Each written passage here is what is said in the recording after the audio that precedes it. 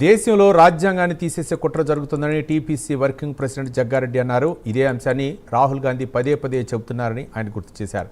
దేశ ప్రజలు ప్రమాదంలో ఉన్నారని, ఇంకా ప్రమాదంలో పడే అవకాశం ఉందని రాహుల్ అంటున్నారని హైదరాబాద్లో తెలిపారు. అంబేద్కర్ రాజ్యాంగం దేశానికి కవచం లాంటిదని, ఆ రాజ్యాంగాన్ని కాపాడేందుకు రాహుల్ గాంధీ ప్రయత్నాలు చేస్తున్నారని చెప్పారు. దేశంలో అంబేద్కర్ రాజ్యాంగం ఉన్నంతకాలం దేశ ప్రజలకు ఎలాంటి డోకా లేదని, మోదీ, అమిత్ షా, బీజేపీ లేనప్పుడే దేశంలో ఆర్థిక బాటలు పడ్డాయని తెలిపారు జగ్గారెడ్డి. కొంత భగవంతుని పేరు మీద కొంత ఓటు బ్యాంకు తయారు చేసుకుంటుంది, ఓట్లు వేపించుకుంటున్నారు. కొంత మతం పేరు మీద కొంత ఓటు బ్యాంకు బీజేపీ పార్టీ ఎన్నికల కమిషన్ ద్వారా వేపించుకుంటుంది. అట్లాగే కొన్ని దొంగ ఓట్లు వేసుకొని ఈ మూడు రకమైన ఓట్లతోటి ఎంపీ గెలిపించుకొని ఒక 30, 40, 50 ఎంపీలను గెలిపించుకొని ఈ దేశంలో బీజేపీ ప్రభుత్వం అధికారంలోకి వస్తుంది.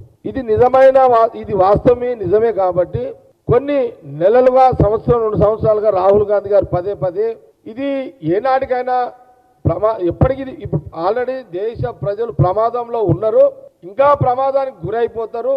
ఈ యొక్క అంబేద్కర్ ఈ రాజ్యాంగాన్ని తీసేయాలని ఒక బీజేపీ కుట్ర ఆపాలి అంటే అది ఓటు.